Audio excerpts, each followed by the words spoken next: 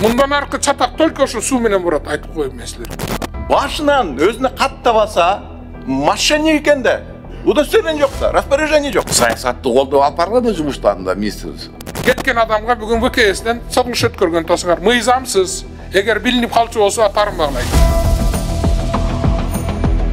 Сугат сууга болгон баалардын жогорулашы депутаттардын талкуусуна түштү. Агрардык саясат, суу ресурстары, экология жана регионалдык өнүктүрүү боюнча комитеттин жыйынында суу кодексинин долбоору экинчи окууда каралып, дыйкандардын көйгөйлөрү көтөрүлдү. Күрүчтөн башка өсүмдүктөргө бир сууна, бир гектарына бир сууга 500 сом деп турат. А бир сууду 500 сом менен чыга албай калсаң, эртең опять төлөйсүң да. Ошол элдерди возмущать этип атат. Бизде эмсе талас алсаң, Аманбаев айыл деп коёш, ал жерде ар бир адамга 20 сотуктан да бир семьяга, бир атанын балдарына бир 5-10 гектар жер тиет да. Эми ошону сугарганда 500 сомдон бир сугат болгондо, мисалы үчүн фасолду 3, 4, 5 жолго чейин сугарат. Мен таластар айтып атат да. Тариф боюнча да бүгүн ушу бардык жерлерде ушундай маселе көтөрүлүп атат. Действительно, дыйкандарыбыз баягы түшүнбөй жатат, түшүнбөстүк болуп атат. Бүгүн саат 11-де ушу Алмаз Темирбекович өзү дагы ушу зам хакимдер менен райондун суу чарба башкармалары менен убарлар менен бирдикте азыр УКС өткөн жатат. Именно ушу бүт область боюнчачы. Сакеевди кетирип туруп анан саат 11-дан кайра чогулушка салгантасыңар. На каком основании силер кетирген кишини саласыңар? Көчөдө жүргөн кишилерди алып келип эле түшүндүрө бересиңерби? Базарлык биз туура эмес айтып атат, эме болуп калды. Өзлөрү департаменттин зам директорлору өзлөрү түшүндүрүү иштерин айтып. Бир гектарда бир күндө бүтпөй калды. Мисалы 30 сот, 40 соту калып калды экинчи күнгөчү. Ошол норма поливаны дыйкандар бул жерден полностью алмайынча жанагы 500 сомду төлөбөйт, бир эле жолу төлөйт да. То есть 500 сом бай 2 күнгө созулуп кетиши да мүмкүн да.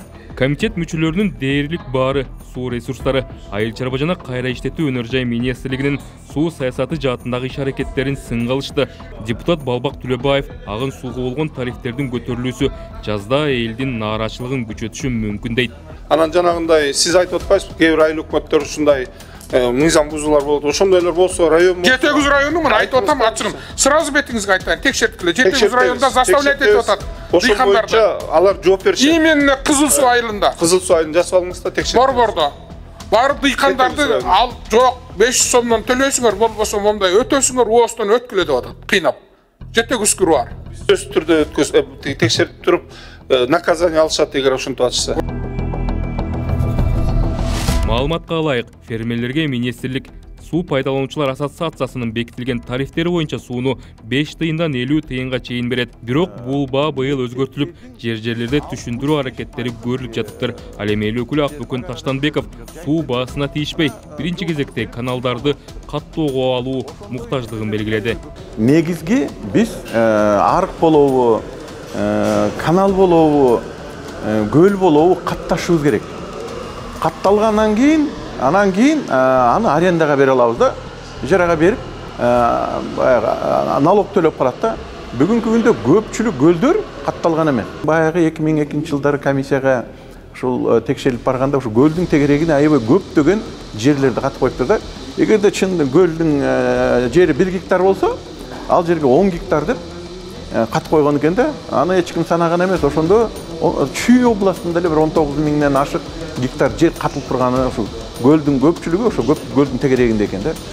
Сугат суунун жогорулатылган баасын көпчүлүк эл биле элек. Тарифтерди жердин аянтын эмес, суунун көлөмүнө карап коюу туура болорун депутаттар белгилешти. Булар кайра ошол дыйкандарга жекпишин 8 тыйындан 12 тыйынга чейин эсептечиле. Эми ар бир региондор мындай кичине разница бар болчу да. Кээ бир жер 8 тыйын, кээ бир 10 тыйындан сатчылы. А бүгүн эмне болду, өзгөрүп калды. Азыр тарифти ордунап келди деп азыр баарын деңчи. Бактергеш баягы ушул жерден айткан, жасыкталар жумуштар окканда, АБПнын баасынан өйдө көтөрбөйбүз деген. Ошол гана баада алабыз деген биз. Бир топ сын пикирлерден соң суу ресурстары, айыл чарба жана кайра иштетүү өнөр жай министрлиги тариф саясатын кайрадан карап чыгаары белгилүү болду. Ал эми суу кодексинин долбоору экинчи окууда колдоо тапты.